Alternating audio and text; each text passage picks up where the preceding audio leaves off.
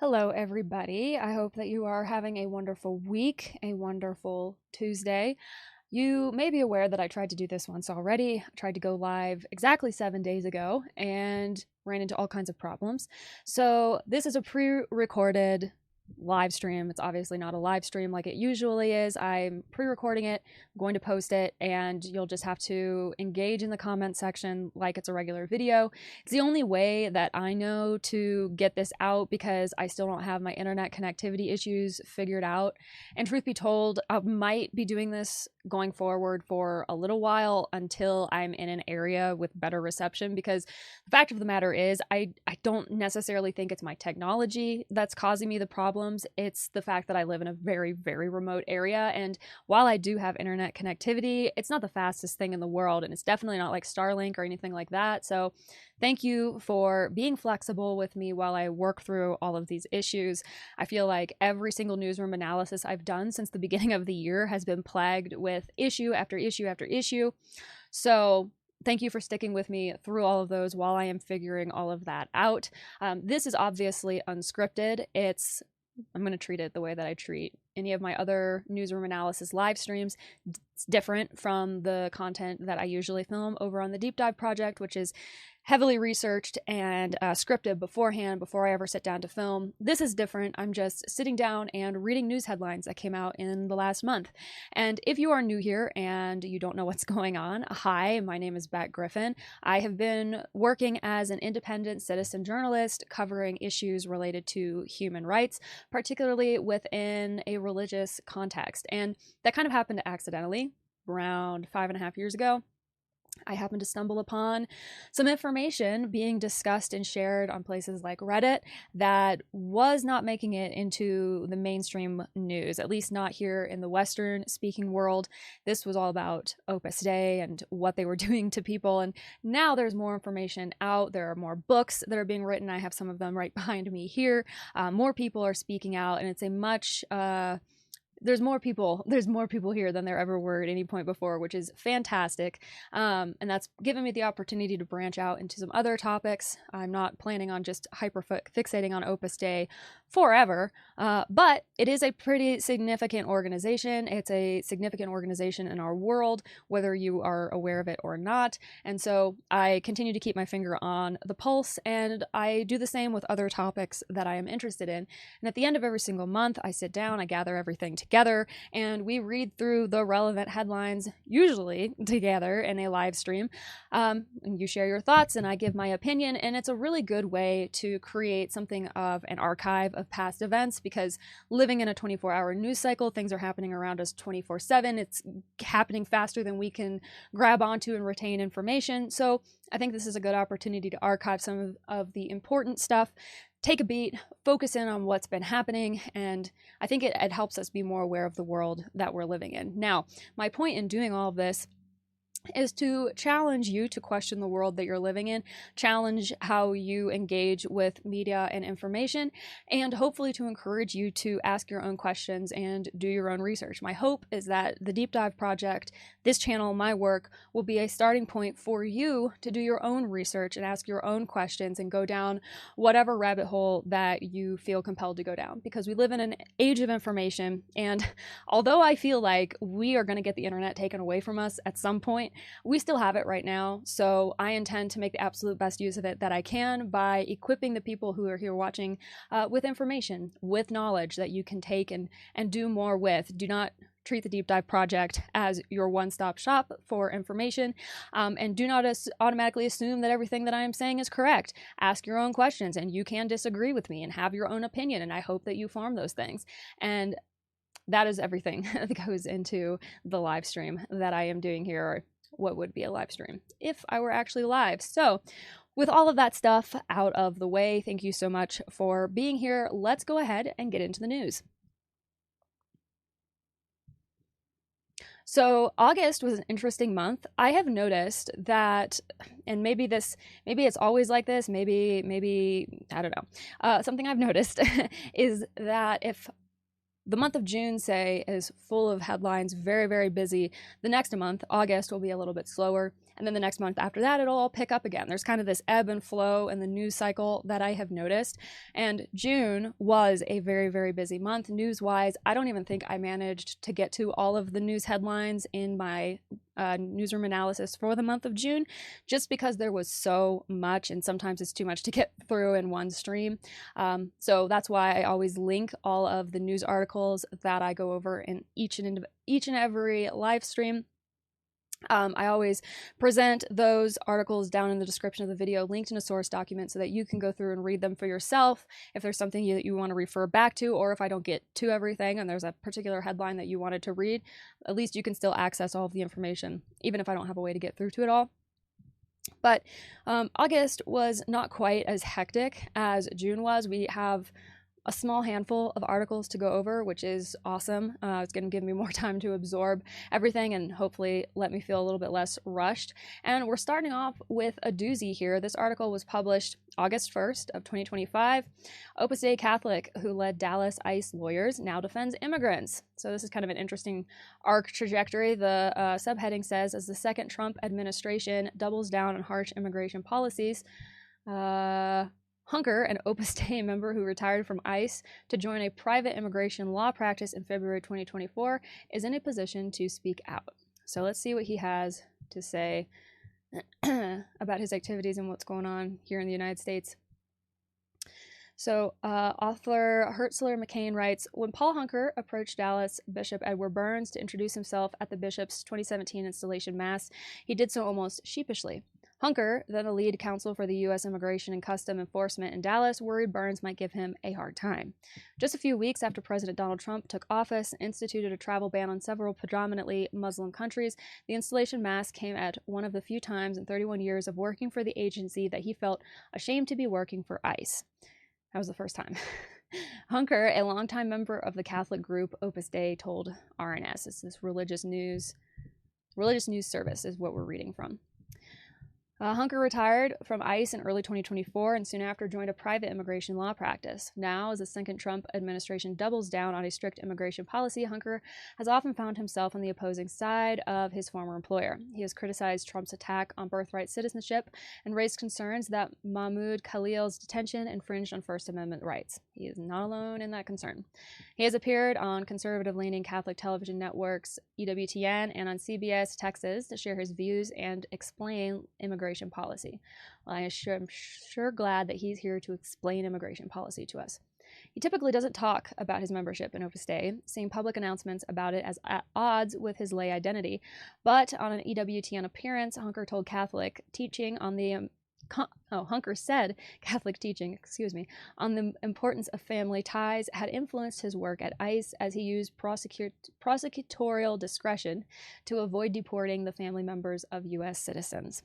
Hunker joined Opus Dei, Latin for the Work of God, in 1988 as a student at Marquette University, a Jesuit institution.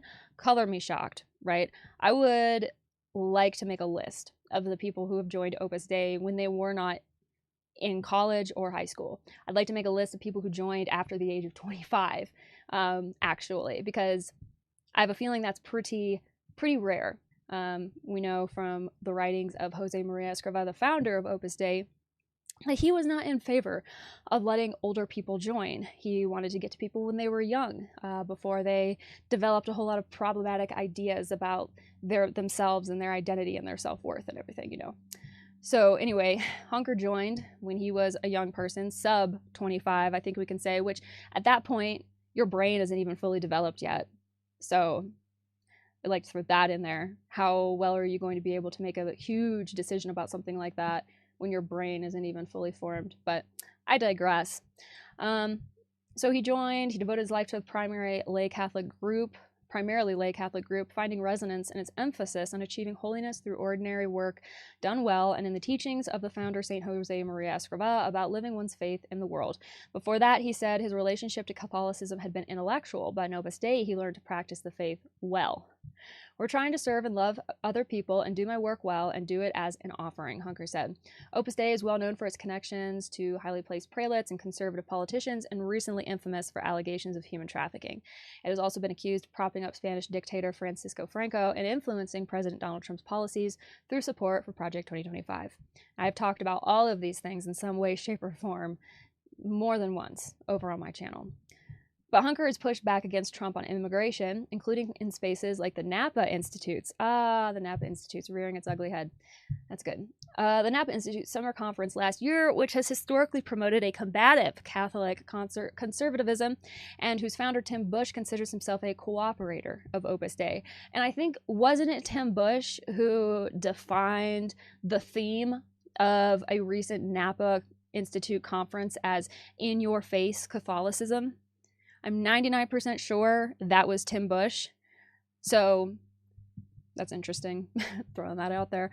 So Hunker co-led the session on Catholic social doctrine and immigration with Burns, who at his installation in 2017 told Hunker he supported his work at ICE. Hunker's message for that audience was peppered with citations of the Catholic Catechism, Pope Francis, and church documents.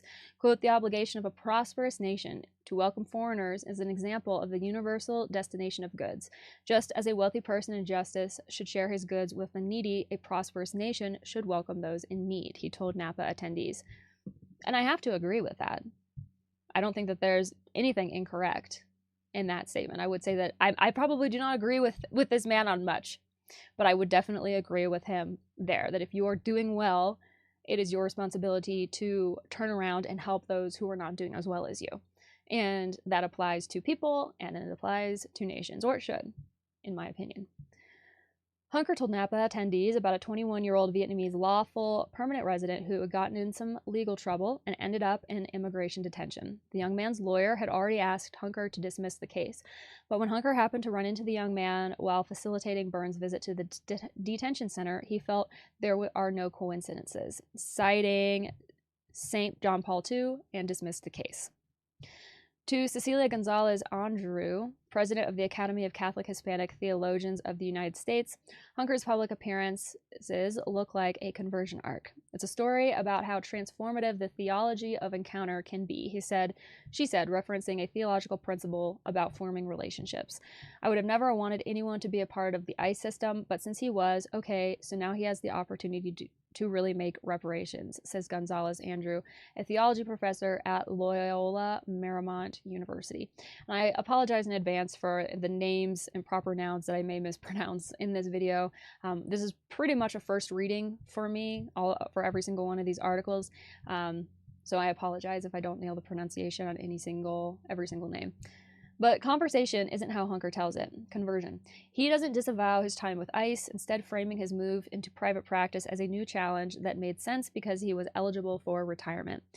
So it wasn't really about leaving ICE because he took fundamental issue with the way that the federal government has been conducting business.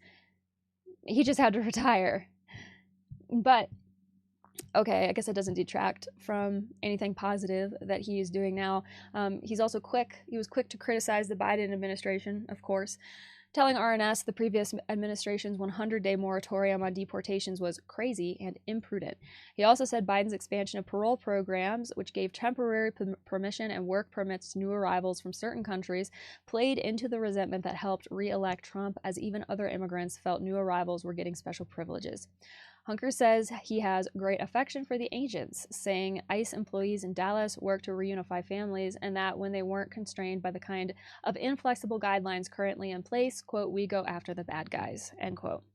Quote, the agents I know, they respect people's rights. They're trying to follow the law, he said, adding, obviously, if some ICE agents misbehaves or violate someone's rights, they should be subject to discipline. Not only that, but I would also add in that just because something is legal does not mean that it is moral or just. The law is sometimes a step behind basic morals, basic human decency. We implement laws to reflect attitudes that we have, beliefs that we hold, that kind of thing. So a law isn't necessarily going to provide like the strictest moral guideline. You can be operating within the confines of the law and still be a completely debauched human being. So, but again, I am sure that I don't believe that, you know, every single person that works for the federal government is rotten to the core. Even the people who work for ICE, I do not believe that every single person there is rotten to the core. That would be a huge oversimplification. Just like I would never say and have never said that people within these religious groups that I talk about, that the people themselves are all rotten to the core, horrible human beings. That's not true. This is a very complex issue. That's a very complex issue. There is plenty of room for nuance. Polling shows support for ICE has plummeted as videos of violent detentions and masked agents go viral. Almost 4 in 10, 38% of registered voters support abolishing the agency, according to a recent civics poll. Other Catholic immigration advocates also voiced skepticism of the agency. Don Kerwin, Vice President of Advocacy, Research, and Partnerships for Jesuit Refugee Service USA, said ICE is pushing the rule of law at this point. Gonzalez Andrew said ICE is tearing families apart as an example of the banality of evil, which is not excused by simply following orders. Quote, "We can't say that, well, they're good guys, but they're doing evil things." She said, "What we are taught is you have to stop doing evil things and then you have to be contrite about the evil things." Still, both advocates said Hunker's background puts him in a position to communicate and serve in a way they cannot. Hunker is now on the Dallas Diocese Immigration Task Force as he and Burns work to reassure skittish immigrant Catholics that it's safe to go to Mass. The Trump administration is much more aggressive, but there can be undue fear out there, Hunker told RNS. "There's some risk, but maybe it's more likely you'll be struck by lightning than be arrested by ICE driving to church." It's okay, guys. Keep on coming to church. Keep on filling those pews. Nobody's going to come and get you. Come on in. Everything's fine. It's safe here. And oh, by the way, do you have $1 for our collection basket? The attorneys trying to help Catholics have less fear and make more rational decisions, like taking public transit instead of driving without a license, which could lead to an arrest and then ICE detention. Well, yeah, breaking the law is generally a bad idea, but hasn't it been shown? Aren't there well-established statistics and things now that show that immigrants commit fewer crimes than natural-born citizens, at least in this country?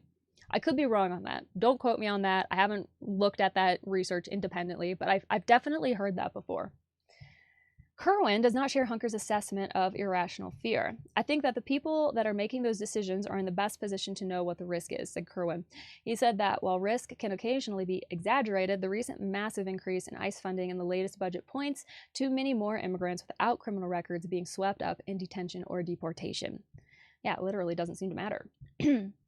Hunker told RNS he was also concerned about the budget increase, explaining he was worried the funding is going to lead a lot of people who aren't criminals or dangerous to society being arrested by ICE. Tim McManus, a senior organizer at Dallas Area Interfaith, McManus, I know that name from somewhere, an affiliate, maybe I've heard of this, Dallas Area Interfaith, McManus. Anyway, he's an affiliate of the Industrial Areas Foundation and said that Hunker has been a key ally to organizers who are trying to sort through new Trump administration policies, like a recent policy preventing migrants from leaving detention on bond while challenging their deportation. Hunker is just very clear-headed in his ability to project out what he thinks ICE counsel would argue, McManus said. Hunker's judgment has been really helpful as we've developed a legal representation strategy for people in detention. While Hunker says his values and faith haven't changed since he worked for ICE, crossing to the other side of immigration court has still been transformative for him. I bet. Before, he said he didn't fully appreciate how life-changing his routine decisions about a stay of removal or green card could be. Now, knowing his clients and their families, it's spectacular when he can get them that relief. But he's also seeing life get harder for his non-citizen clients. Every day, attorneys like him are asking, what new horror comes down from the administration? So let me know what you think of that article down below. I thought it was kind of interesting. Yeah, give me your thoughts. This next article get this translated. This is about a young woman who was an Opus Dei numerary who left, and she's been sharing her story in Latin news media. I believe she also appeared in the Heroic Minute, the HBO Max docuseries about the lives of assistant numeraries, specifically inside Opus Dei, which if you have not seen that, you really need to. It's quite good. But this article, this is from LaSexta.com. Headline says, Belen Gonzalez, former numerary after leaving Opus Dei, quote, now I am happy and I feel free. The young woman was part of this organization for several years as a numerary, a type of member who dedicates themselves completely to Opus Dei, physically or through salary. Furthermore, they are also not allowed to have a partner or marry. So LaSexta's interview revisits with Belen Gonzalez. This is translated from Spanish to English on my web browser. The translation is not perfect, so I will be dealing with that a little bit. It can kind of mess up some of the grammar and gender and everything on some of these words, so just bear with me. But Belen Gonzalez was a young woman who was a numerary of Opus Dei from 2011 to 2016. In her case, she told Ropero she was recruited when she was very young through some friends. In 6th grade, upon leaving school, her friends began attending a club run by this organization. This sparked curiosity in Belen, who asked to join them. That's when I began to have more contact with the centers, she explains. After several years of participating in various Opus Dei activities, a numerary began talking to her about her vocation. Her parents, for example, are supernumeraries. When they began to discuss what role she could play within Opus Dei, she indicated that she wanted to be a supernumerary because she wanted to be a mother. They told me, Belen, that would be a partial commitment, and you have to make a total commitment as a numerary, she explained to Ropero. Belen explained that being a numerary means giving yourself completely. Furthermore, having this status meant that her family was the Opus Dei, and she wouldn't have the opportunity to marry or have a romantic relationship. The young woman decided to leave Opus Dei because she couldn't take it anymore. One day, she became very ill and managed to get herself taken to a hospital, but she couldn't tell the psychiatrist that she was a member of Opus Dei because it was taboo. Quote, I knew my body was telling me that that was it, she said. For Gonzalez, the hardest part of being part of this organization was discovering that it was all a lie. Belen explained that there are people who manipulate you like a puppet. In her life, being part of this organization affected her relationships, as they were toxic relationships in which she accepted things she shouldn't have. This made her realize that she always fell into the same relationship pattern, and that until she healed the wounds Opus Dei had allowed her to form, she couldn't have a relationship.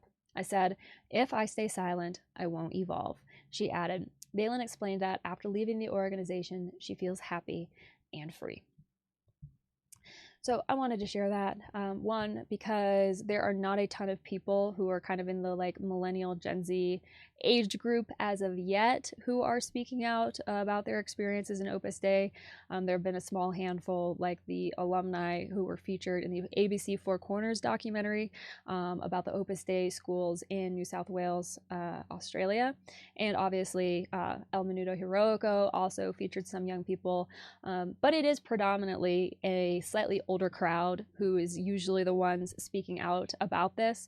But that doesn't mean that it's only an older crowd that's been impacted, right? As Belen's a perfect example. She's somebody from my generation. I think we're probably within 5 to 6 years of each other in terms of age. And she's had a negative experience as well. She alleges having a very negative experience, and to the point where it made her physically unwell.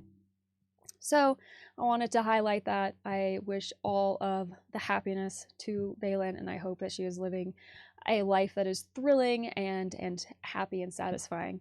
And if she would happen to see this, which I don't know that she ever would, but Belen, if you would ever happen to see this and you would like to come on and tell your story to a North American audience, I would be more than happy to have you on. But regardless, I see the work that you're doing. I see your advocacy and your bravery in speaking up, and I have huge props to you in that. All right, moving right along. So this is an interesting one. This Hakuna Group Music. I've been kind of seeing stuff about them for probably the last 12 months or so, and this was kind of just the first article that I felt like had enough information that it might be kind of interesting to discuss here. This is some type of a Opus Dei apostolate that I've never seen before. If that's really what it is, we'll read the article, and you can give me your opinion. And if you've heard of this group or know more about it, definitely sound off in the comments. So this Hakuna group was going to be performing at the Miguel Rios Auditorium in Rivas on September 6th. That's obviously past now. This was published on August 3rd. The city council believes that the Catholic group generates a unique appeal. So the Miguel Rios Auditorium will host a concert by the musical group Hakuna on September 6th. Tickets are priced between 30 and 36 euros. Hakuna group doesn't have predetermined singers or musicians, so on occasion they've performed in 2 cities at once. There are a few of us in each city, they explain on social media. The Rivas concert will be the biggest concert in our history. The Rivas City Council states in the contract that the motivation for the concert, quote, is motivated by the social and cultural interests of the event itself, end quote, which I don't know what that means. According to the council, the group would be one of the groups that attracts the largest number of families and youth audiences worldwide today, generating a unique appeal for the people of Rivas and the surrounding area. Furthermore, the City Council believes that Hakuna Group's international promotion will bring indirect and direct income to the city's commerce and hospitality industry. This declaration of general interest is a requirement for the activity to be held in the Miguel Rios Auditorium according to the city's tax regulations. For circuses, theaters, and other public performances, the relevant council must declare this interest in order to authorize the activity.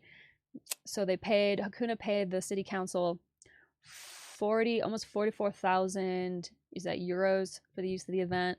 It also includes a fee for occupancy of the auditorium for 7 days, so it's not a cheap thing.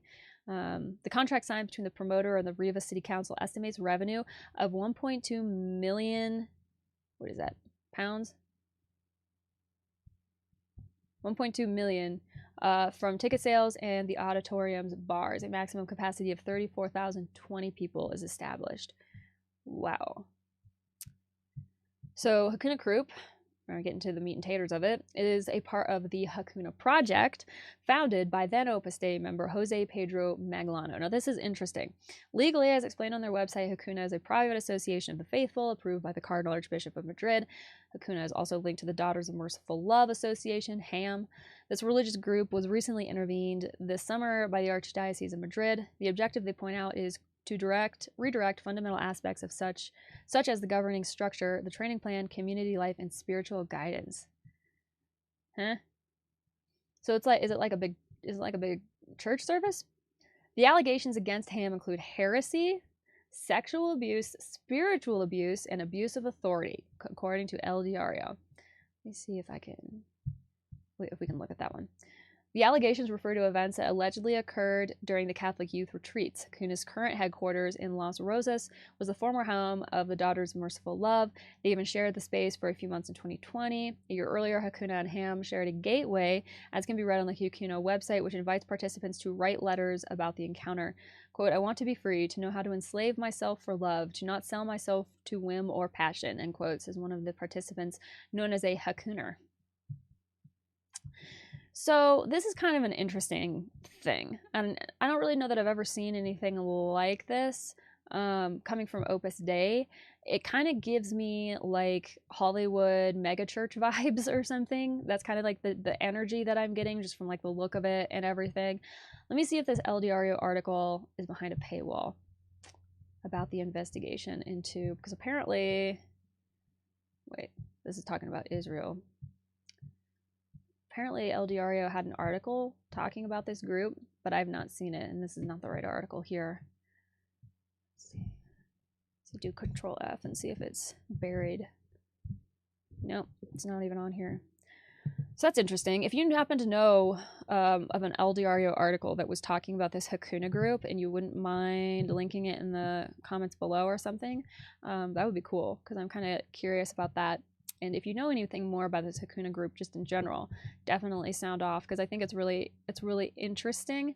It's an interesting thing for Opus Dei to be doing. So I'm kind of curious to see what ends up happening with that. All right, next article.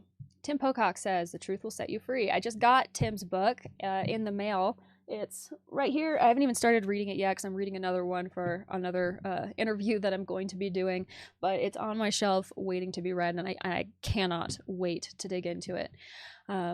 So Tim Pocock is an actor. He was also in the ABC Four Corners documentary because he's an alumni of Redfield College, which is the Opus Dei boys' school in New South Wales.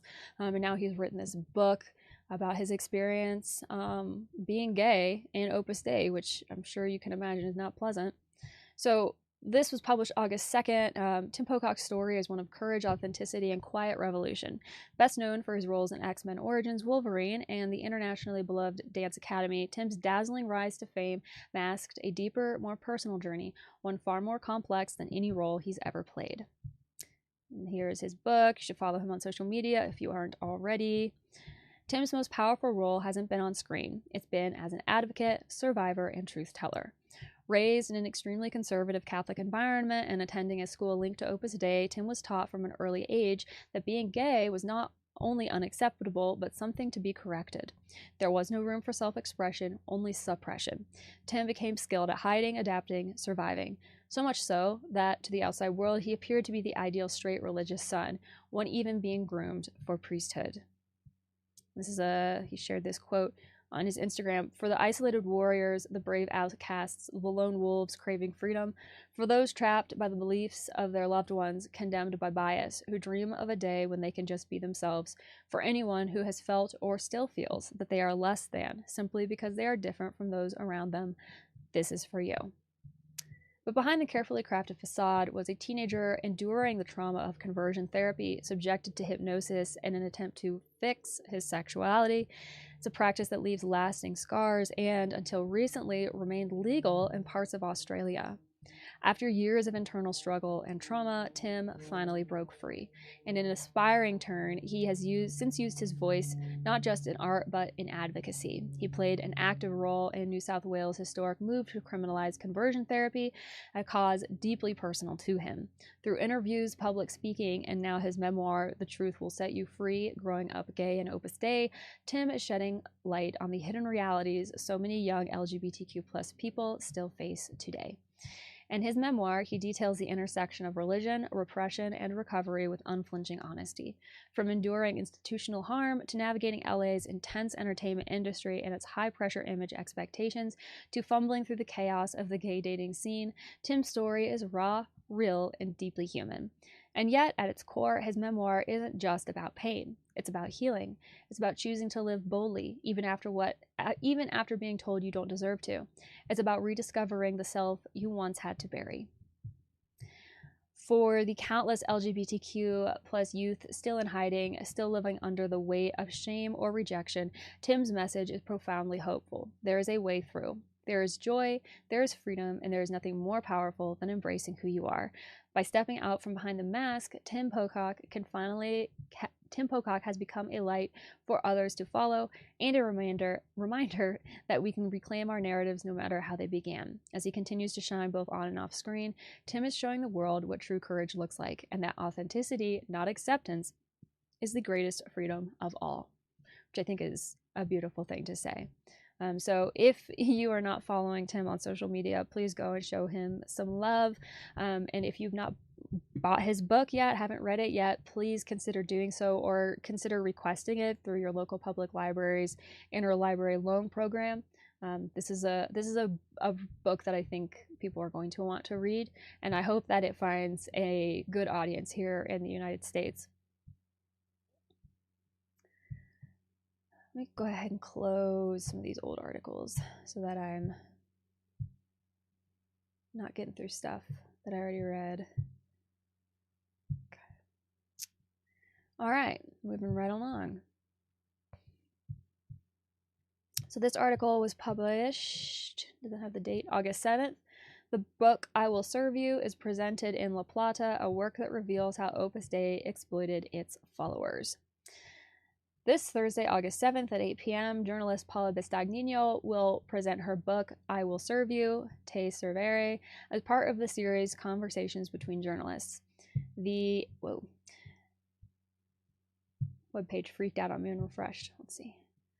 The event, with free admission, will take place at the Esquina America Cultural Center, located at 71st and 18th Street, La Plata.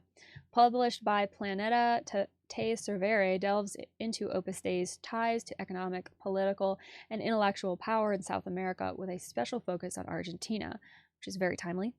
Vistagnino reveals how this organization operates in the shadows of power and its strategy for profiting from one of the continent's largest fortunes. Founded in Spain in 1928, this hierarchical institution of the Catholic Church, whose name means work of God in Latin, has a mission of spreading a profound awareness of the universal call to holiness and the sanctifying value of ordinary work, according to its website. Vistagnino's research reveals how people recruited in Argentina by an organized group with the promise of becoming saints in ordinary life ended up stripped of their property, their freedom, and even their will. In a painstaking study that lasted years, the researcher recounts how, in 1950, at the height of its power during Franco's dictatorship, Opus Dei began its expansion plan in South America. A Uruguayan family living in Chile was key to the growth of the work in the southern cone. The Gianoli Gainzas, prosperous mining entrepreneurs, were contacted by the first numeraries and priests sent from Spain by Jose Maria Escrivá, founder of Opus Dei, who, in their expansive movement, quickly became well known. Here's Paula here with her book. I'm thinking that I'm going to buy a copy of her book, even though I am not fully fluent in Spanish yet. I've been studying Spanish for the last 3 years, trying to just become more comfortable with it, become more familiar with it. It'd be great if I could get to the point where I could speak it a little bit, because of the fact that I do deal with so much Latin media and everything, and I want to be able to communicate with people who are in Latin America doing this really, really good journalism work and support their effort. And I think I'm just going to buy her book, even though it's in Spanish, and even though it'll take me a long time to get through it and read it, just because I want to support her work. And I don't know, maybe I could buy it on Kindle. I wonder if Kindle has some type of like translation thing that I could potentially use. I'll have to look into it. But anyway, here's her book, and do support her work if you can. Follow her on socials. The relationship between the work and the family soon proved very fruitful. The matriarch first joined Opus Dei, followed by her children. The youngest of the five, Elena Gianoli Gainza, became a teenage numerary and lived under the commitments of chastity, poverty, and obedience for over 60 years until her death in 2021. She was the most important woman in the women's branch in Argentina, having arrived in Rome and its greatest benefactor. Hundreds of millions of dollars came from her businesses and personal fortunes to enrich the organization's civil associations. Wow. What a catch for Opus Dei, right? This is like an Opus Dei wet dream right here. 3 weeks ago, the Argentine federal court charged Mariano Fazio, the second in command of Opus Dei worldwide, with slavery and human trafficking, using evidence provided by Paula Bistagnino's investigation, detailed in her book, which is an award winner of the 2025 FOPIA for journalistic investigation. During this Thursday's conversation, key questions will be addressed. What is Opus Dei? Where is it located? Who are its members? How does it operate in our country? And more. The presentation is part of the series Conversations Between Chroniclers, organized by journalist Laureano Barrera, who will discuss the content and research behind this work with the author. This is the second session of this project dedicated to the intersection of journalism and writing, which began on Thursday, July 31st, with a presentation by columnist Alejandro Sezolovsky. It's worth noting that the sessions are open to anyone interested in the topics discussed, which is cool. I think it's a really cool thing that they're doing.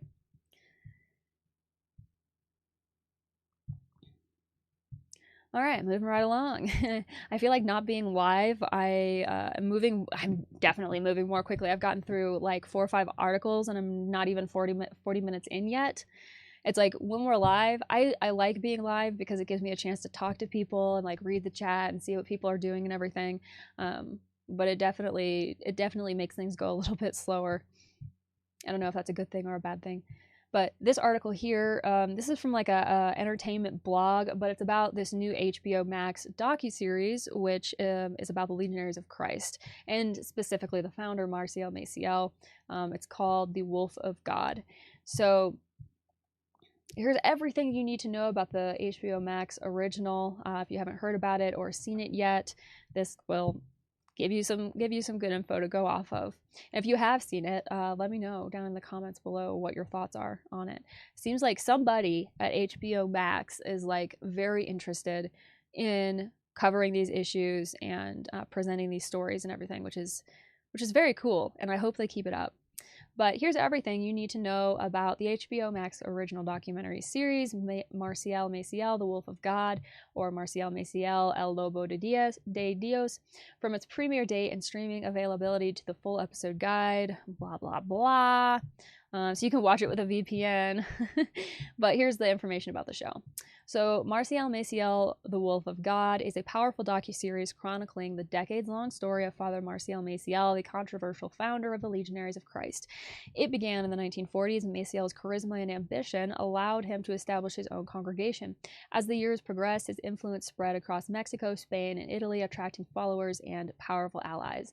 By the 1990s, Maciel had solidified his position in the Catholic hierarchy, using his ties with John Paul II to expand both Legionaries of Christ and Regnum Christi. Beneath this facade lies a disturbing pattern of abuse, manipulation, and corruption. The series delves into the church investigation that threatened to expose him and the systemic structures that protected him. With compelling storytelling, the show reveals how one man's reach extended beyond religion into politics and power. So this premiered on August 14th, so it's available now. The central characters in this are Marcial Maciel, John Paul II, the members of the Legionaries of Christ and Regnum Christi, church investigators, and survivors and whistleblowers. So it seems like they dotted all their I's and crossed all their T's in getting this thing together. There's 3 episodes in the first season. The first episode starts in 1940s Mexico, kind of sets the groundwork for how Maciel created the Legion of Christ, and then the second episode goes into the 1950s, follows Maciel expanding into Spain and Italy, and then episode 3 is the 1990s and what he did as international scrutiny mounted to protect himself from exposure. Marcial Maciel was a Mexican Catholic priest who founded Legion of Christ and Regnum Christi. He became known as a gifted fundraiser and recruiter, but was later revealed to have sexually abused at least 60 minors, fathered multiple children, struggled with addiction, and maintained a hidden double life. So you can watch it. They've got some information here. If you're interested, you can access this down below. Here's an FAQ, various question answers about the timeline of events. The first question is this series based on real events? Yes, it is. Sorry to say. How many minors did Maciel abuse? I mean, they say at least 60 boys and young men, but it was probably more. Let's just be honest. Was Maciel disciplined by the Vatican? Yes. In 2006, Pope Benedict XVI ordered him to retire from active ministry and live a private life of prayer and penance, but he did that without defrocking him. So you let me know what you think of the Vatican's handling of the Legion of Christ. My opinion is that they could have done more, should have done more, and they didn't. Why was Maciel protected for so long? He was a powerful recruiter and acquirer of funds.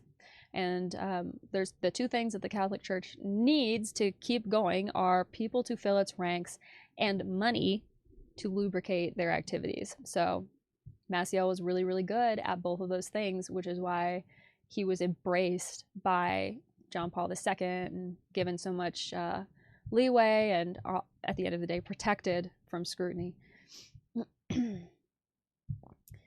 Alrighty, next article. How many do I have left, I wonder? Let me see here. I got a few.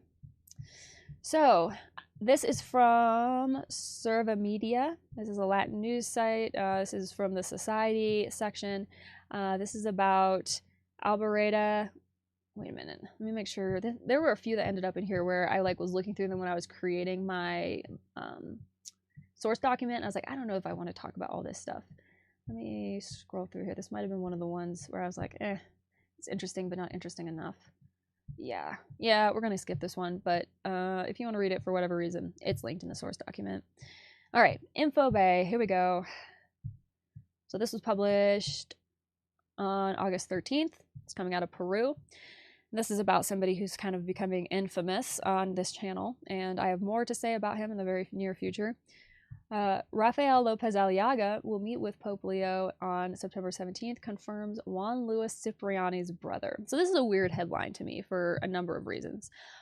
First, we have Rafael Lopez Aliaga, who is the mayor of Lima, who has ties to Opus Dei, who is apparently cordial, close friends, perhaps, with Juan Luis Cipriani, who is a scandal-ridden member of the Catholic Church, and he's going to see the Pope. And this scandal-ridden cleric, Cipriani, his brother, is the one that's weighing in and confirming whether or not the mayor of Peru is going to meet with the Vatican. This is just it's a weird situation, in my opinion.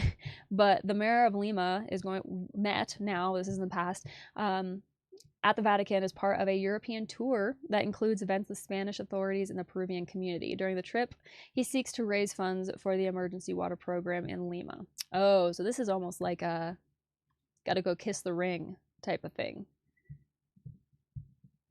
The mayor of Lima, Rafael Lopez Aliaga, will hold a meeting with Pope Leo on September 17th at the Vatican, according to what Javier Cipriani, current executive of the Lima Foundation. Oh, so that's why he's in here. He's also a who's who, and brother of Cardinal Juan Luis Cipriani, accused of sexual abuse.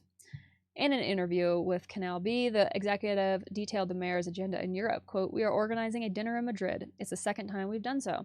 The Spanish authorities who govern Madrid are invited. President Isabel Diaz Ayuso, Mayor Jose Luis Martinez Almeida, the mayor of Badajoz, the president of Extremadura, the Marquis of Pizarro, and various authorities from that region," he noted. He indicated that this dinner will be attended by Lopez Aliaga and Deputy Mayor Renzo Regiardo on September 11th. An event for the Peruvian community in Spain will follow. So this is almost like a diplomatic thing. The next day, we're organizing a traditional chicken feast in Madrid where there's a mobile population, but an estimated attendance of more than 150,000 people. Recently, during Fiestas Patrias, national holidays, they held a large flag parade in Cibeles Square where Real Madrid celebrates. That's where the Peruvians went to celebrate. We're in constant contact. We're bringing in some artists, he noted, explaining that the event has social motivations. A few days ago, the mayor indicated that at the event, he hopes to raise 500,000 euros to purchase pumps and pipes for the emergency water program, a project that seeks to accelerate access to drinking water in the most underserved areas of the capital.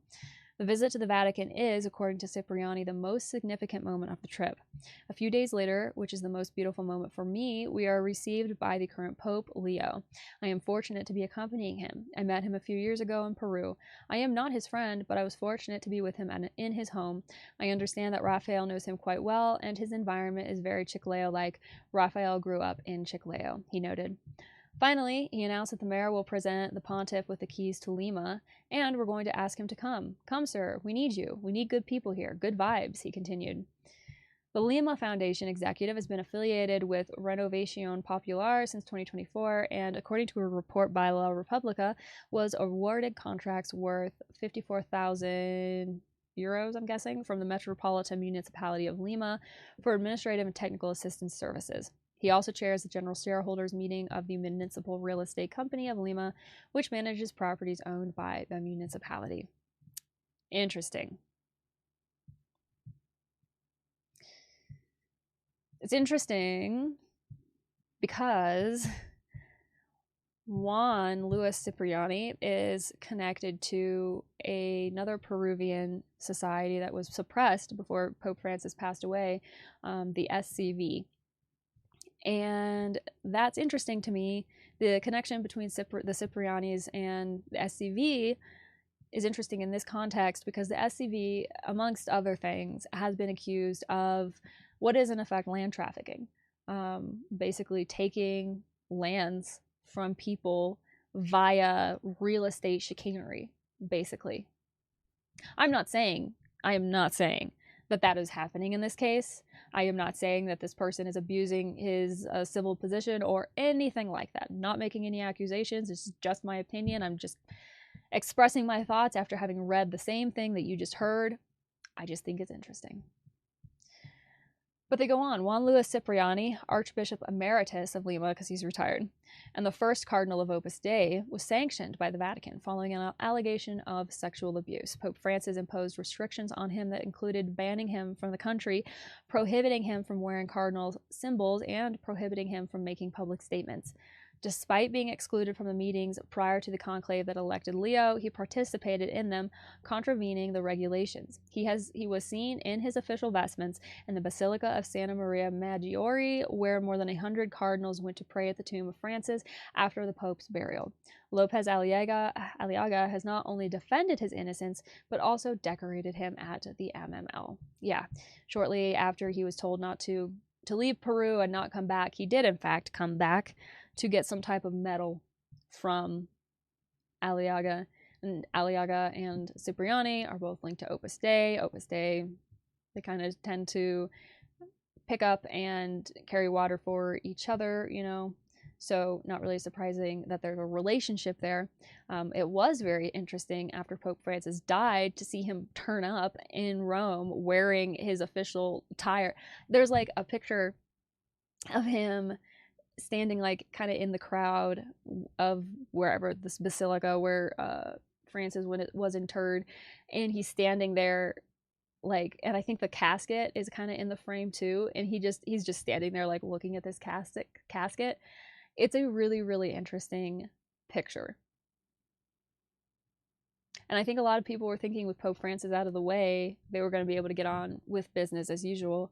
But then they elected somebody like Pope Leo. And of course, the jury is still out on him, in my opinion, as to whether or not he's going to be the change that the church needs to see. But he's certainly not the type of like hardcore conservative individual that I think people of this ilk might have been gunning for. So that's kind of interesting too. But yeah, he's still around. He's still hanging out. He's still thick as thieves with Aliaga. And now Aliaga is going to go to the Pope, and hopefully, what is the Pope supposed to be raising funds? So maybe hoping the Vatican's going to give him some money for this venture, which would be interesting. Yeah, let me know what you think. Next article. So this is from Hortaleza Periódico Vecinal. Obviously a Spanish news site, published August 14th by Raul Carnicero. The headline says, the city council will transfer a plot of land in San Gennaro to a foundation linked to Opus Dei. The Madrid City Council has put out tenders to a 15,000 square meter municipal land plot in San Gennaro, where the Via Norte Laguna Foundation will manage a palliative care center for people with cognitive impairment for 75 years. Of 75 years? I'm not sure. I think the translation there got messed up. But on June 6th, the public tender for the 75-year lease, the maximum permitted by law, of land located between Niceto Alcala Zamora Avenue and Fernando de Rojas and Isabel Clara Eugenia streets closed. That same day, the municipal government of Jose Luis Martinez Almeida explained in its explanatory memorandum that the reason for this tender was related to the request for this land by the Via Norte Laguna Foundation.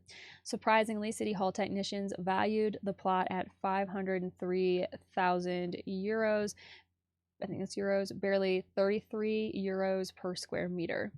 For its part, the Hortaleza Municipal Council issued a report at the municipal request in which it expressed its approval of this concession, as it is of great interest to the district. This is taking into account that the plot is for sports facilities, although according to urban planning regulations, the alternative use of the land is permitted to build a social health center, and its transfer may be free of charge as it carries no economic benefit for the concessionaire. At the end of 2022, the Aladina Foundation requested the transfer of a plot of land located next to the Corte Inglés department store in San Gennaro, valued at 1.4 million euros, to build a non-hospital care center for sick children and their families. In March of last year, the contract for the next 75 years was officially awarded. Also in 2024, Madrid's Mayor Martinez Almeida attended the start of construction on an occupational center for people with disabilities run by the Jardines de España Foundation next to the San Gennaro Cultural Center, on a site measuring over 12,000 square meters that neighborhood residents wanted to convert into a tree-lined square. A different fate befell the popular Little Vatican in Valdebebas, which the Catholic Church wanted to build on a plot of land worth 4.6 million euros, and which fell through when it failed to prove within the required period that it had no debts with the city council itself. At the end of the previous term, the then president of Hortaleza, Alberto Serrano, met with the Sachinaro Neighborhood Association and gave them the go-ahead to develop the plot of land behind the cultural center into a meeting place for young and old. But 2 months after this agreement, the construction of an occupational center for young people with disabilities by the Jardines de España Foundation was announced, as Ignacio, a secretary of the Neighborhood Association, recalls. Quote, and then the Aladina Foundation project came along, and they said we were against an initiative for children with cancer, when no one is against that. Let's be clear, he emphasized. Before Sachinaro, Virgin del Cortillo had been requesting a sports center with swimming pools for years, recalls Amalia Campos, president of the association, who has requested a meeting with the advisor to the Hortaleza regional government while continuing to demand more facilities for the area, including a municipal market, a senior center, a youth center, and a police station.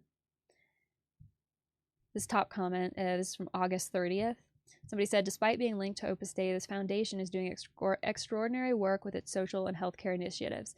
A model example, in my opinion, of this foundation is the Hospital Laguna residence run by the foundation in the Lucero neighborhood of Madrid. A very well-designed, coordinated, and managed center that offers a variety of social spaces. A true example of residential care for the elderly. And that is definitely a need. We need more resources and more. We haven't, I think, at least here in the United States, I know in Japan, I don't know what the birth rate is like in Spain or, Latin America in general, but in the United States, we have an aging population. So we have a need for more resources and more infrastructure to care for that population. I'm sure it is the same in Spain as well. And wouldn't it be nice if Opus Dei could focus on being a part of the solution by creating avenues, resources like this, instead of, focusing so much on the controlling everybody's lives and inserting into every single part of society. I think it would be a different vibe if they were a little bit more focused on this type of thing, a little less focused on the re-Christianization thing, but that's just my opinion. All right, this is from GK. I almost said GQ. GK. Olan priest investigated for alleged sexual abuse. This was, I shouldn't be reading this one yet. This is from September. I wonder how this ended up in here. All right, I'm not going to read this one yet because it's from September. I guess now you got a sneak peek. You can go and find the article if you want to, but I'm not going to read this one yet since it's for September and I'm trying to focus on August.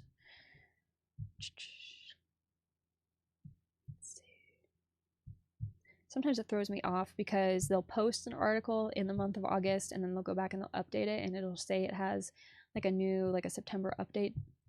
But this one was published the 20th of August. This is from a Spanish news site. This is how the powerful American fundamentalism that wants to impose a biblical capitalism on the world operates. We delve into Washington's most influential religious organization with the author of The Family. So I've said in the past, I'll say it again, I always think it's nice, it's interesting. I enjoy reading news media talking about United States stuff whenever I can, just because sometimes you can get a little bit of a different perspective. Sometimes because the person writing it is not living here, steeped in this stuff every single day, you get a little bit more of a forest for the trees kind of perspective, which can be interesting. It's also interesting just to see how things that are happening here in this country are being perceived in other parts of the world. I think that's interesting. I want to know about that kind of thing, just in the interest of being informed. So we'll read this one. They see themselves as God's chosen people in the world to wage spiritual warfare and move millions of dollars through tax-free corporations. The Fellowship, also known as The Family, is the oldest, most influential, and politically engaged Christian organization in the United States.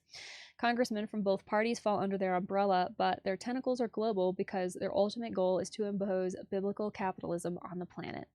Its Spanish equivalent could be Opus Dei, an evangelical Protestant version. The parallel is drawn by Chef Jeff Charlotte, author of the book The Family: The Invisible Roots of Fundamentalism in the United States, which inspired the next Netflix series, quote, what differentiates it from other large right-wing Christian organizations is that they don't seek publicity. They don't try to save the masses. They have a particular theological idea that seeks to convert those they call key figures, the elite, people they believe can develop the society they envision as their ideal.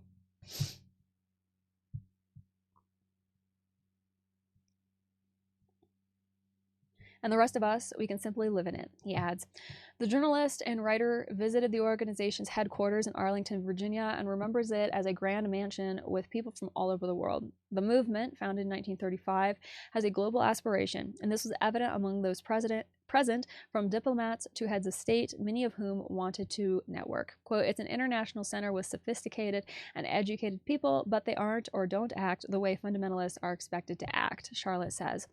Faith and religion shape American politics and society, and the family influences the elites who run the nation. They want to wield power and build the Christian kingdom on earth, but their dogmas don't always come from the Bible or represent a strict interpretation of it. Their idea of religion is much simpler, Charlotte explains. When they started, their first mission was to oppose organized labor. They considered it offensive to God. They then promoted what some members of the organization privately called biblical capitalism. This idea was that capitalism is something anticipated by the Bible, and that's not true. The Bible doesn't predict it at all. Another example is that most of its members don't attend Mass. The relationship of each of them with God is determined by what they call a cell group. They are made up of North American congressmen and also parliamentarians from other countries. They are groups organized by 6, 8, 10 men, not much more, and only men meet and discuss what Jesus wants of them. The reference is not the Bible. The main reference is the idea of Jesus as a strong man, as an authoritarian figure. The line of arguments on which this movement is based is the truth of Jesus and his strength. That is, for them, the only truth. It is everything. And since Jesus is a strong man, God, they look on earth for strong men who exercise leadership and who resemble that type of authoritarian profile and concept. That is why one of the most notable aspects of the historical leaders of this organization is the adoration they feel for leaders of authoritarian regimes such as Hitler, Stalin, or Mao. Ruh-roh. There are around 30 congressmen linked to this organization and high-profile figures close to it. The journalist's investigation revealed that Hillary Clinton is one of the family's friends, although she is not a member, but Charlotte insists that the movement is fundamentally right-wing. There are a handful of Democrats, but the majority are Republicans, and there are just over 30 with whom the family has some kind of interaction, including Senator Chuck Grassley. This explains why they were able to establish a network with influence even on U.S. legislation. They played an important role, for example, in abortion restrictions, although, according to the author, they don't have a list of priorities or political objectives. Jeff Charlotte sees in Trumpism certain aspects that President Donald Trump has absorbed from the family.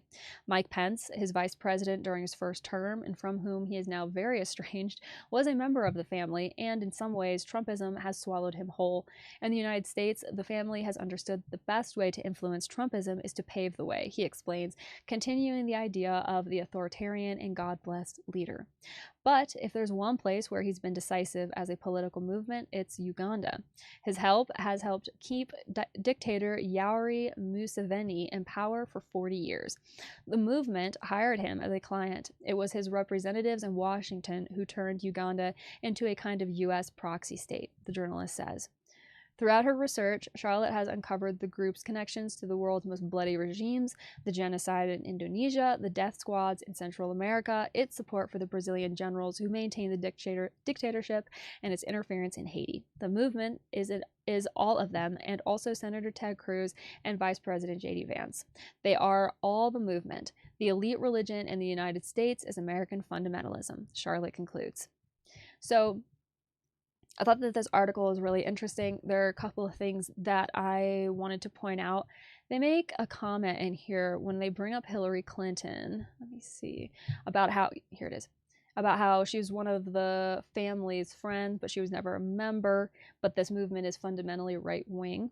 I think this is a great opportunity to talk about something called the horseshoe theory, which is one of my new favorite topics that I like to think about, and I've watched some research about it and reading some things, and I think there's real merit for it. It's really interesting. But the horseshoe theory, in essence, and you can look this up to get the proper language for it, because I'm not a political science major and I don't have a political science background, but my understanding of the horseshoe theory is that, you start out with a political ideology. Maybe it's the Democratic Republic that we've tried to maintain here in this country, and everybody kind of starts out on the same place. And then over time, you have the fracturing and the changing of political ideas, and people move in different directions, go kind of away from each other. You have people going further to the left on one side, and you have people going further to the right on the other side.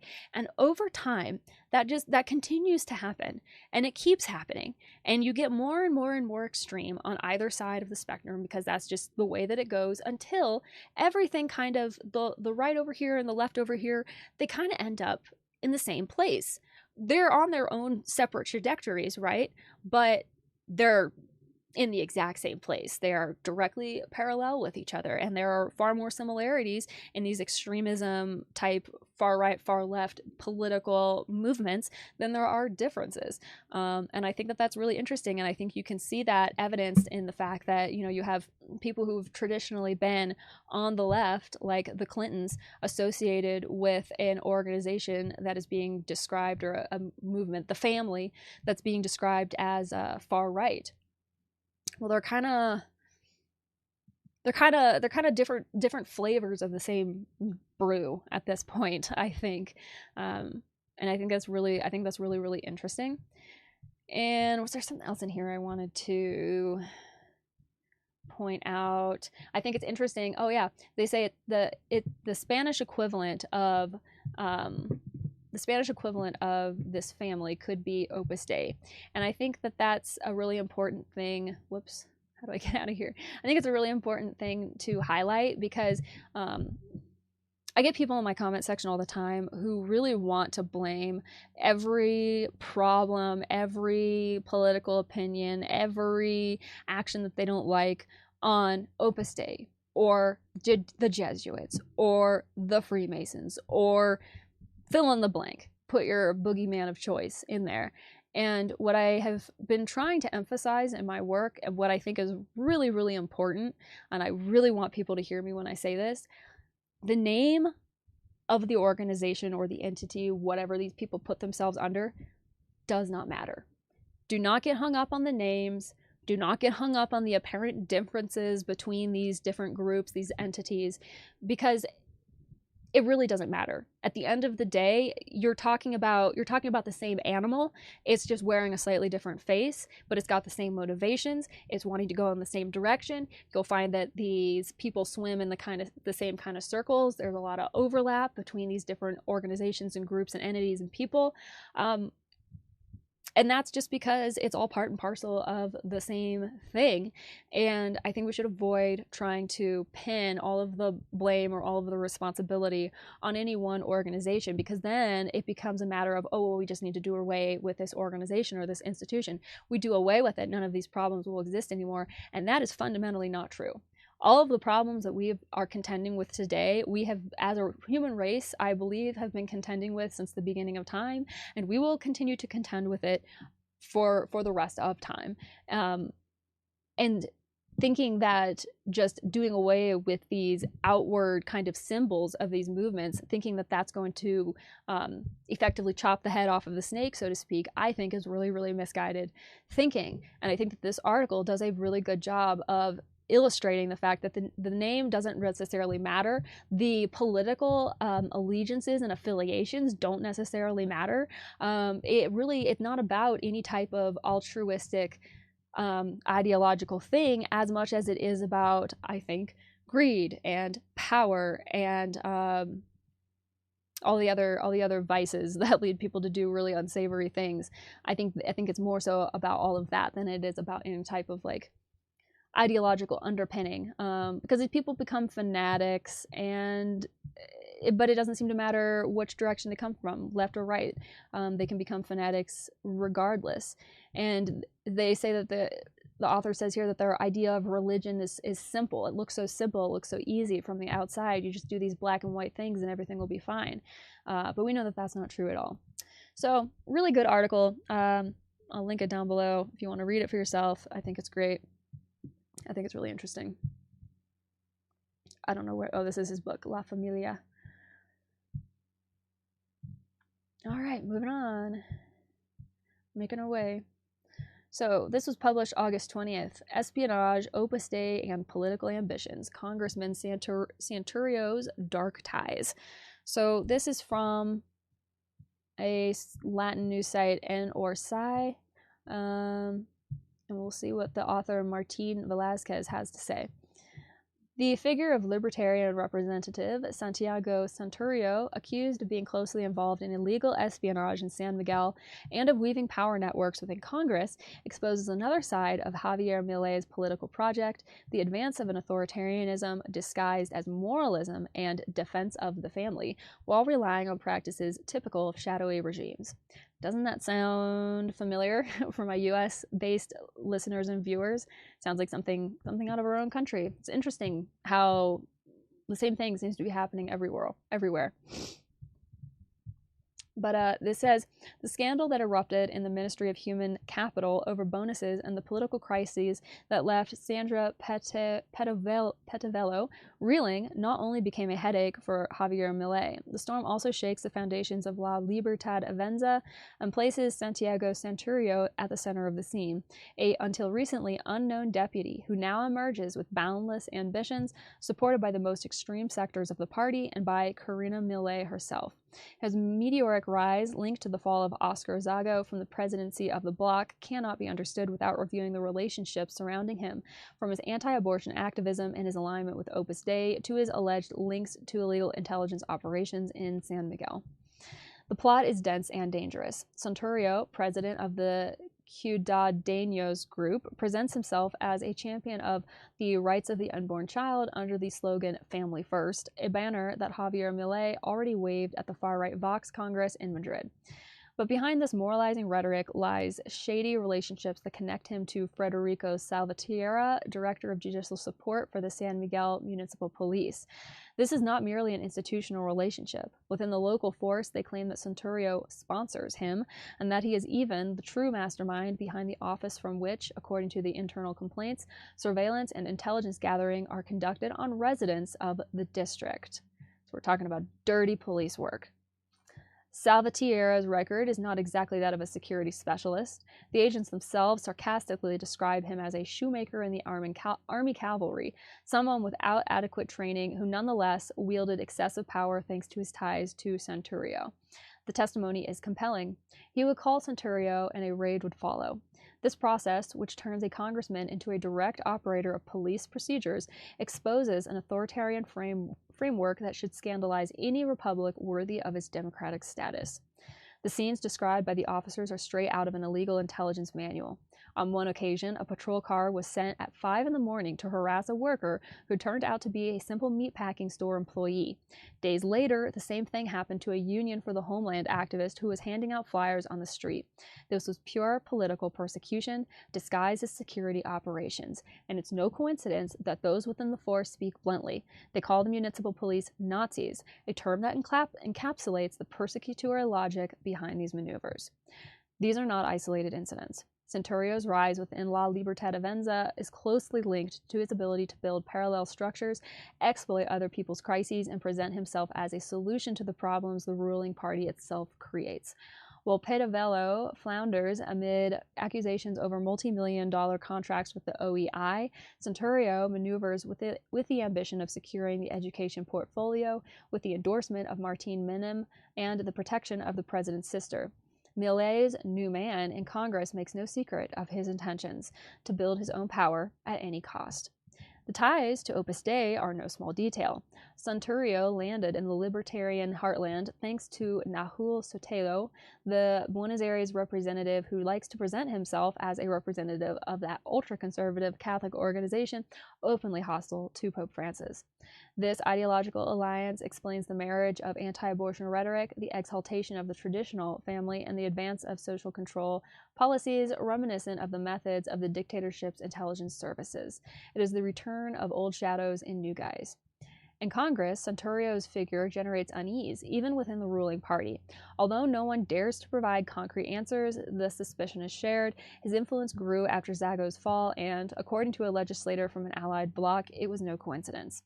Zago's ouster had 2 chapters, and both point to Santorio as one of the masterminds behind it.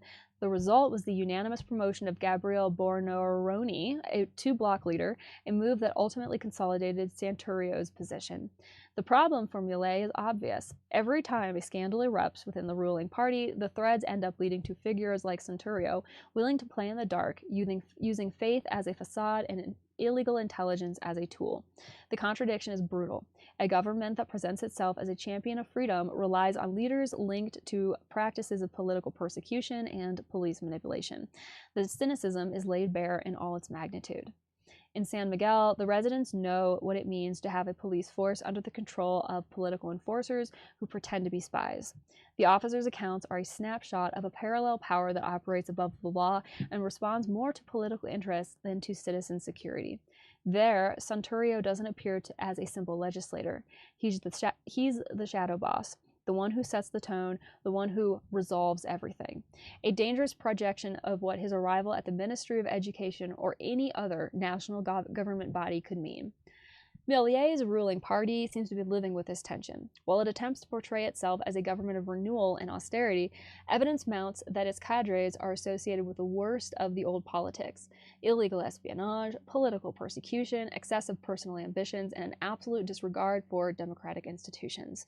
What's at stake is not just the future of a minister or a legislative bloc, but the direction of a project that, beneath the guise of freedom, hides practices characteristic of the most rancid authoritarianism. The question that remains unavoidable is, how much longer can Millet sustain leaders like Santorio before the mask finally falls off? Because if defending freedom and the family involves spying on activists, persecuting workers, and manipulating the police like a Praetorian Guard serving political interests, then what the government is proposing is not freedom, but an increasingly besieged democracy. So I thought that was really interesting. My hat's off to Senor Velazquez for writing such a good article. I think it's got some really good information in there and some good details. I also think it's interesting, again, to read about these activities of these leaders in other countries, and to see it so closely mirroring things that are happening here or kind of falling within the same themes, is really, it's troubling, it's interesting. I don't know what it indicates about the time in which we are living. All I can do is take it in and try to absorb it in some way. So here's another article from InfoBay, and this one is from Mexico. This was written by Zuri Zadai Gonzalez. Hope I pronounced your name correct. The headline is, "What is Opus Dei and how does it relate to what Marcial Maciel did in Mexico with the Legion of Christ?" It's a very good question, and one that I asked myself when I did my research into the Legion of Christ. So this is coverage that was generated because of, or sort of in response to, the HBO Max docuseries, The Wolf of God. So on August 21st, the 3rd episode of the document series arrived on HBO Max. The series continues to reveal the many facets of the founder of the Legion of Christ, considered one of the most controversial and powerful figures in the Catholic Church in the 20th century. In this chapter, one of the axes of analysis is how Maciel took models from other Catholic orders and movements to expand his power, including Opus Dei, an organization with which he had similarities in the way of structuring his religious empire. Journalist Emiliano Ruiz Parra, interviewed in the episode, explains Maciel's strategic evolution. Quote, "Just as the Jesuits were Maciel's role at the beginning of the Legion, over time he imitated another model, Opus Dei. Opus Dei invented a category that didn't exist in the Catholic Church, the so-called consecrated laity, and since 1959, when he emerged victorious from the Vatican investigation, Maciel began to think he had something similar." According to the expert on the subject, this parallelism marked a turning point in the history of the Legionaries of Christ, since with the creation of Regnum Christi, Maciel consolidated a network of lay people that extended the reach of his congregation beyond the priests. Then, in the late 1960s, Regnum Christi emerged, the lay arm of the Legionaries, which allowed Maciel to incorporate women. According to Regnum Christi, consecrated lay people, unlike lay people, are those who take vows of poverty, chastity, and obedience, leading a fraternal life and community. And then they talk about Opus Dei, founded in 1928, Jose Maria Escrivá. Opus Dei aims to promote among people of all classes of society the desire for Christian perfection in the midst of the world. However, the organization has also faced accusations and complaints in various countries. In Argentina, since 2020, public testimony has been presented, leading to a judicial investigation into alleged labor exploitation and human trafficking among a group of women. Opus Dei has categorically rejected these accusations and asserts that they represent a manipulated use of criminal concepts that do not correspond to reality. Likewise, a few years ago, a complaint was filed for alleged sexual abuse against Juan Luis Cipriani, a cardinal of Opus Dei and Archbishop of Lima. The third episode of the docuseries shows Maciel at a key stage in his life. After overcoming accusations from the Vatican, he strengthens his public image and expands his power with the founding of Regnum Christi, a movement that allowed him to incorporate women into its structure. At the same time, the founder of the Legionaries began to lead a double life, protected by false identities that served to conceal his criminal behavior. The chapter also documents how, through an elaborate system of impunity, Maciel managed to sustain himself in the Vatican for decades. Well, he didn't do it alone, though, did he? Until some victims finally began to report him. With interviews, previously unpublished testimonies, and expert analysis, this episode delves into how imitating the Opus Dei model and expanding Regnum Christi were fundamental tools for Maciel to strengthen his network of power in Mexico and abroad. Excuse me. So there you go. There are definitely similarities there, and it's interesting how many different religious organizations really seem to be envious of like the whole Opus Dei model of operation and how Opus Dei has managed to place itself in the church today and everything. Definitely like a copycat style thing going on, which is really interesting to see, especially when you take an organization or you take an individual who is inspired by Opus Dei to create their own organization. It's really interesting then when that organization ends up forming a cult of personality around that organization's founder, and then people come out of the woodwork about that organization alleging all sorts of horrible mistreatment and abuses by the founder and the people who helped him found the organization. I say all of this because this is something that has happened more than once, and probably will happen again. I think it's interesting. I think the word of the video today should be interesting. It's all just very interesting. So this is, I believe, this is from a French news site, French, maybe Catholic news site. It's cath.ch. There are French names in here. I am definitely not going to be pronouncing correctly. I apologize in advance if that offends you.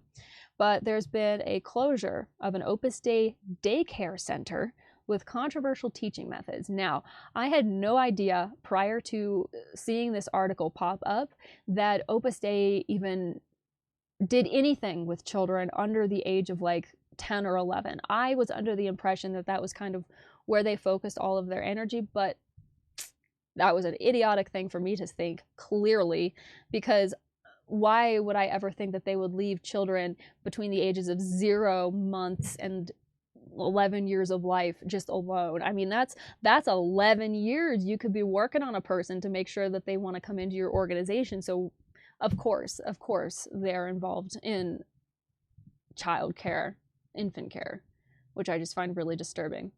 But this La Petite Razoude daycare center closed at the end of July 2025 due to financial difficulties, which is interesting. The Opus Dei affiliated institution had raised questions about and I think they mean to say the Opus Dei affiliated institution had questions raised about its pedagogical approach, which was deemed elitist. So this daycare center, which can accommodate up to 46 children aged 0 to 4, opened in 2023. 2 years later, financial difficulties forced it to close. The private daycare center employed approximately 10 people who lost their jobs. A former employee accuses the employer of having left wage arrears. I'm assuming it means people were left unpaid. The premises had been rented to the Arbor Cultural Society, affiliated with the Catholic Prelature of Opus Dei. In June 2023, a former employee alerted authorities to what she deemed abnormal educational practices. The daycare center was part of the Fomento de Centros de Enseñanza, Fomento Education Centers, often referred to as Fomento. I talked about the Fomento group in my deep dive episode about the Spanish doctor, allegedly of psychiatry, Enrique Rojas Montes. He's connected to this Fomento group that's connected to this Opus Dei daycare that has now been shut down, that had questions raised about how it was teaching and interacting with children. Interesting. So they had questions raised. It was founded in 1963 by, it says, people close to Opus Dei. We all know what that means. With the aim of creating a network of Christian schools based on personalized education, pedagogical excellence, and parental involvement. Yes, they are going to partner with the parents. If you saw my the episode that I did about the ABC Four Corners documentary, I commented on that language, the partnering with the parents. We aim to partner with the parents. That's always something they say.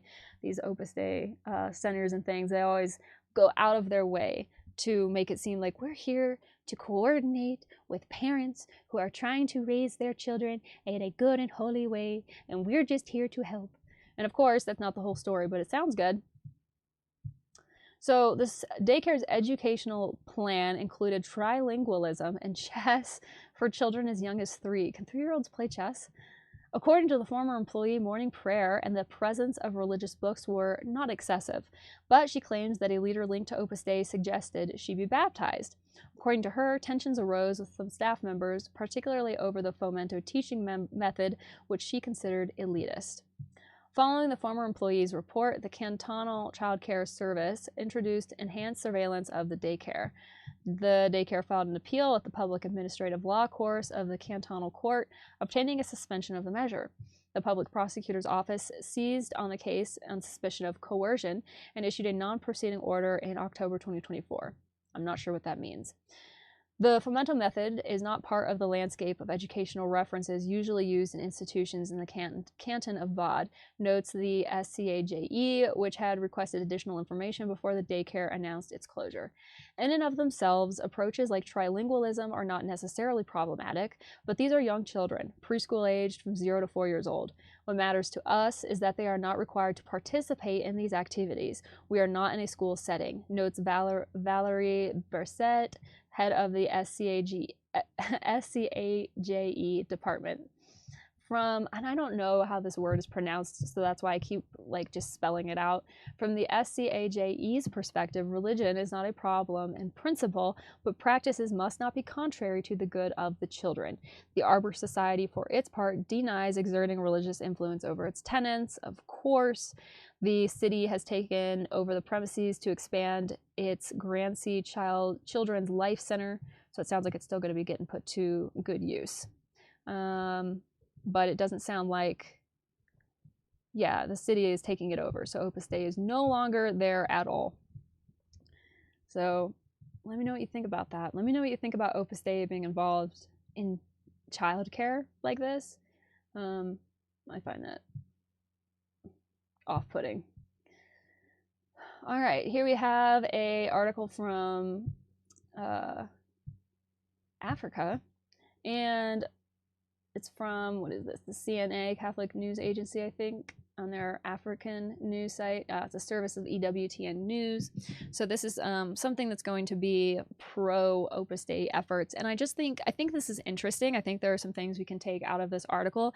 I think it's pretty easy to determine or deduce why this conference in Kenya is getting so popular. Bidu Care, which when I was reading this, it's everything in me not to just call it Bidu Care, conference, started in Rome, arrives in Kenya with focus to move beyond aid and paternalism. This came out August 31st from Nairobi. Author Agnes Ania. The daycare, a conference started in Rome in September 2022 to move beyond aid and paternalism, is set to be held in Africa for the first time in October at a 3-day event that the Kenya-based Strathmore University of Opus Dei is to host. Opus Dei has a huge presence in Kenya. Huge. Born with the 28 to 30 September 2022 meeting in Rome with preparation for the 100th anniversary of Opus Dei and the 20th anniversary of the Harambee Africa International, a Catholic development initiative promoted on the occasion of the canonization of Opus Dei's founder. daycare has so far been staged in Sao Paulo and will have a third stage in Nairobi from October 1 through 3.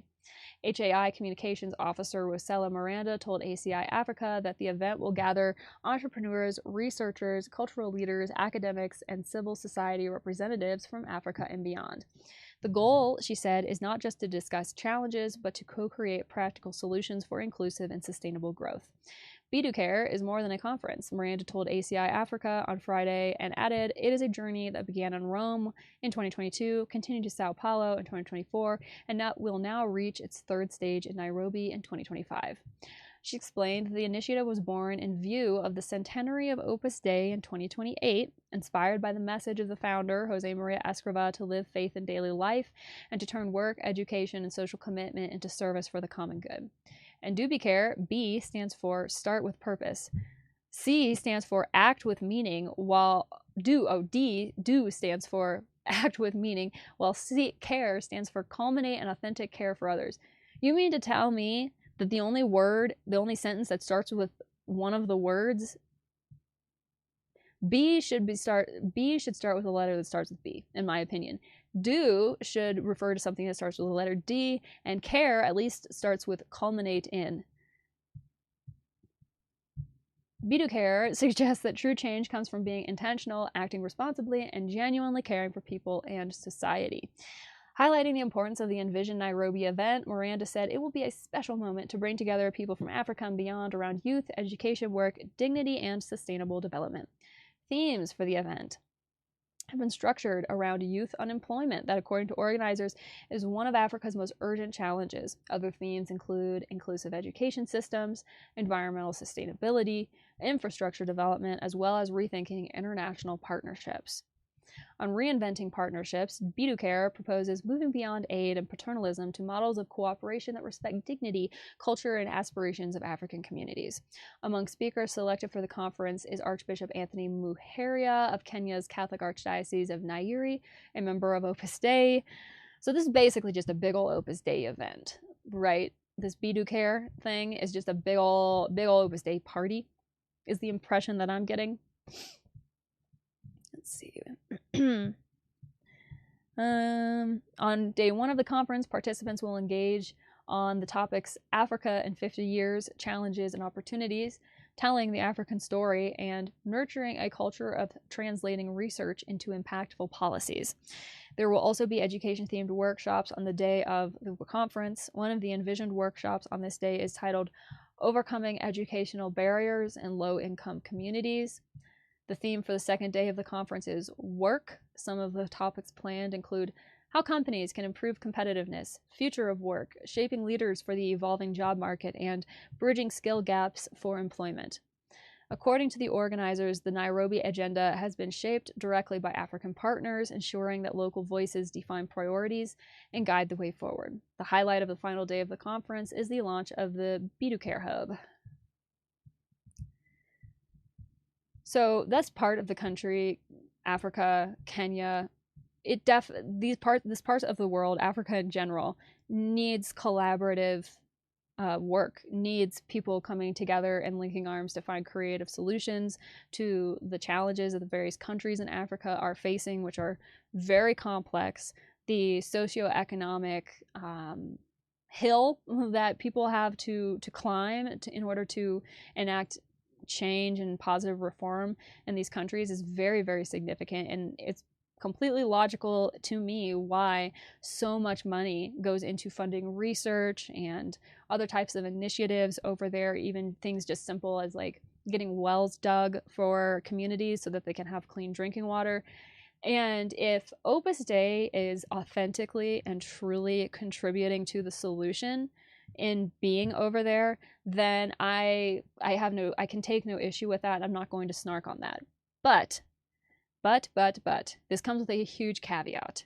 Because of what I know, I simply know too much to sit here and read this article and think that everything is hunky-dory and to just trust blindly that everything is going to be fine. Why? Why do I feel that way?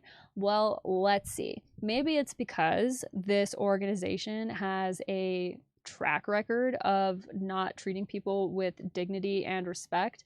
And I can say that that is a fact, at least in one country, in France. In France, it was a fact when Catherine Tissier and 99 other domestic workers who had not been fairly compensated for the years of work and labor that they provided to this Opus Dei center or wherever it was that they worked, this teaching school, won their court case, and Opus Dei, the organization, as well as the Opus Dei people who had been responsible for the entire tragedy in France, had to pay fines. So I am suspicious of this kind of thing, knowing that this organization has a track record of not doing the right thing and not treating people that it employs with dignity and respect, despite all claims to the contrary. I also find it a little bit hard to believe because of what I read in Gareth Gore's book, Opus, The Cult of Human Trafficking and Right-Wing Conspiracy Inside the Catholic Church. It's hard for me to feel good about what Opus Dei is doing in Kenya when I know, based on what Gareth wrote in his book, based on the Tissier court case, and based on everything that's been coming out of Argentina and Mexico in the last few years, that Opus Dei has a very established track record of going into socioeconomically disadvantaged communities, having a great sales pitch, pulling people out of those communities and plugging them into Opus Dei to do whatever they need them to do, oftentimes done under the guise of, hey, you'll get education, hey, you're going to get training, hey, you're going to get to see the world, hey, you're going to whatever, fill in the blank carrot dangling that they might be doing at that point in time. So I have a big problem with seeing this kind of thing and thinking like, oh yeah, daycare is definitely a positive initiative that is only going to be doing good things.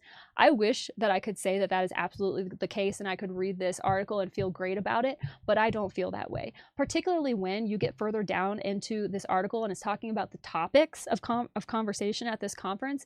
And one of them, let's see, education themed workshops, one of them overcoming educational barriers in low income communities.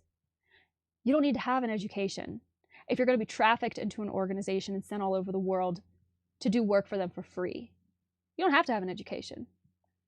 That's not a barrier that's insurmountable for any organization that isn't interested in following the law. You don't need to have an education to come work for X organization that's going to traffic you all over your country, all over the world. And then the theme for the second day of the conference is work. I'll bet it is work. Future of work, shaping leaders for the evolving job market, bridging skill gaps in employment. I don't read these as positive phrases, positive topics. I read these as very concerning indications of what this organization is doing around the world, particularly in parts of the world without a ton of oversight, without, that maybe don't live as close to that vicious 24-hour news cycle that we do here, where things that are not perhaps the most honest and upright and upstanding can kind of be done under the cover of a sort of media blackout. So my opinion from reading this article, I'm not saying this is a fact, I'm not saying that this is 100% true, this is my opinion based on what I know, based on reading this article, publicly available information. My opinion is that nothing that Opus Dei is doing over there can really be that good, particularly when they're producing fruits of a poisonous tree. I believe they're fruits of a poisonous tree. If you want to get up to speed, you don't understand why I have the perspective, you think I'm wrong, please come and join me down the 5-year-long rabbit hole that I have gone down. Please come and join me. If you don't understand, Don't come into my comment section saying that you've only had good experiences. I'm sure you have. Lots of people have. But that does not mean that there is not something extremely disordered going on. I have an opinion and a belief that there is something disordered going on, and I'm going to continue to talk about it until something substantive changes. And I do not like this kind of thing. I do not like be care, do be care, whatever. I don't like it. That's my opinion. You're free to disagree with it. Here's another article about Maciel and Opus Dei. This was published August 29th. Israel Urena, Marcial Maciel and Opus Dei, the weapon with which he wanted to expand the hell of Opus Dei. Let's learn about it. The HBO Max series Marcial Maciel, The Wolf of God, continues to expose the criminal's Machiavellian way of thinking, showing how he even copied the Opus Dei scheme to continue to remain unpunished for the abuses he committed. Although both institutions shared the Catholic ideal of holiness in lay life and the recruitment of committed faithful, Maciel adapted this approach with a more closed approach that amplified his control over members. In this way, he was able to conceal his abuses. Join us to learn how the Wolf of God, founder of the Legion of Christ and Regnum Christi, relied on Opus Dei and was able to exploit it to get away with what he did. So they start off with, what is Opus Dei? How did Maciel replicate the Opus Dei framework in the Legionaries of Christ? He founded the Legion of Christ in 1941 and then Regnum Christi in 1959. Inspired by the structure of Opus Dei, he built charismatic authority figures, intensive recruitment of young people, rigorous control over members, and religious formation, all under his absolute power. Furthermore, by adopting the scheme, Maciel was allowed to include women within his ranks. Let's see. So he concentrated appointments, sanctions, and decisions on himself without accountability, creating an oppressive and isolated environment where he had total control. This was possible because students and seminarians were tasked with rendering an almost religious adoration to Maciel as a paternal or spiritual figure. They practically had to worship the priest more than his ideology. It's worth noting that, unlike Opus Dei, which promotes a clerical lay structure under ecclesiastical norms, the Legion of Christ and Regnum Christi were governed by a mechanism of cover-up. This allowed Marcial Maciel himself and other members to sexually abuse minors. Evidence indicates that between 1941 and 2019, at least 175 cases of sexual abuse were recorded. Of these, 60 were committed directly by Maciel, all of this through the cover-up of at least 5 popes. Not just John Paul II, 5 popes, and however many decades that was. Here's something. This is on the Legionaries of Christ Regnum Christi site itself. I thought we would look at something from them. This was published August 30th. And, you know, I've mentioned in the past, I like to keep an eye on real estate stuff because I think it's interesting. Kind of circles back to the comment that I made earlier about land trafficking. But when you're talking about organizations that are worth billions of dollars, it's very common for you to see them tie up their funds in real estate, in non-liquid assets. So I'm not taking issue with that necessarily, but I think it's interesting to read these articles and to see how things are changing hands and where authority is kind of being transferred to and from. And in this article, they announced that in the heart of Lower Manhattan, the Legion, Regnum Christi is taking over this Basilica of Old St. Pat's in New York City, in Lower Manhattan. On August 15th, Father Daniel Ray, LC, was appointed as pastor with support from the Legionary of Christ community in Rye, New York. Father Daniel's official installation will occur on Sunday, October 19th. Says Father Daniel, so he said, "We're really honored that Cardinal Dolan would entrust the care of the Basilica to us." He said that, who hopes to put the charism of Regnum Christi at the service of the parish in an even deeper way, making the church a home for the RC mission in Manhattan. This is the second parish the congregation has been entrusted with in the Archdiocese of New York. For over 10 years, the Legionaries have served the parish of St. Peter and St. Denis in Yonkers, a vibrant and growing Catholic community where Father Donald Kaufman, LC, is pastor, and Fathers Helio Cantu, LC, and Eric Nielsen, LC, are associate pastors. His first name is Helio. Wow. Helio Cantu. That's kind of a badass name.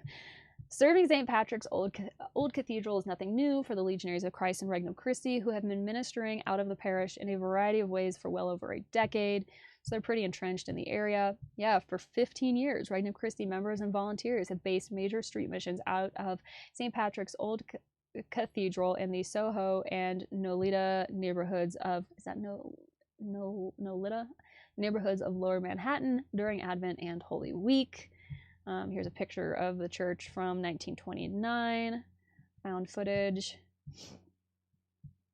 And then I guess this is Father Daniel, the New Legion of Christ priest, who's going to be in charge.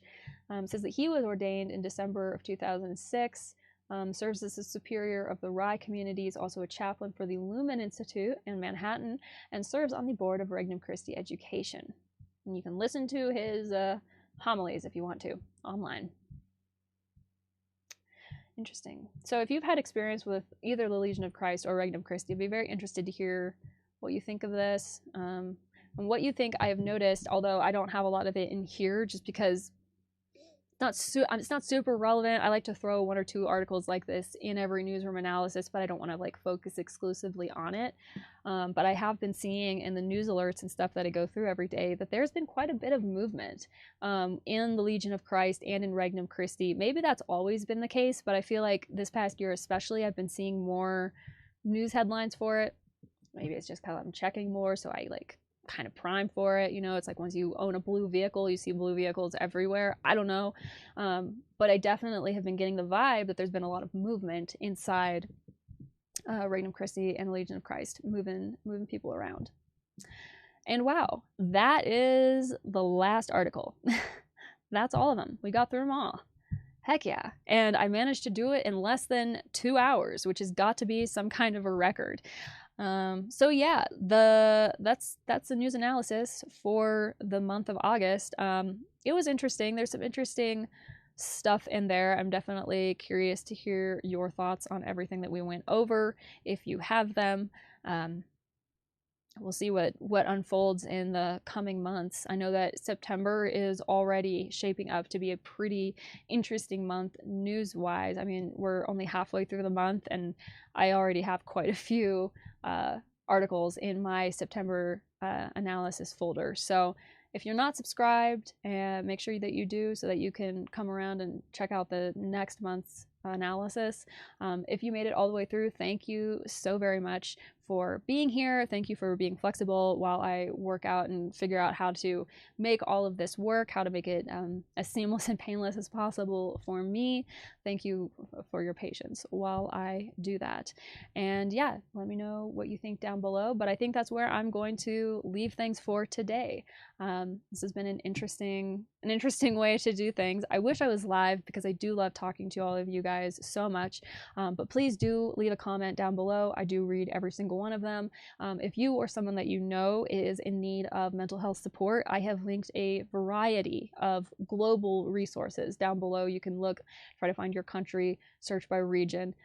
Please reach out if you or someone that you know is in a position where you do need help. Links for socials to follow me, connect with me outside of this work here are all linked down below. And I hope to have a new video, new episode out for you guys very, very soon. I'm working hard on editing that as we speak. But that's where I'm going to leave it for now. So thanks for being here, and remember, nolite te bastardes corporandorum. Don't let the bastards drag you down.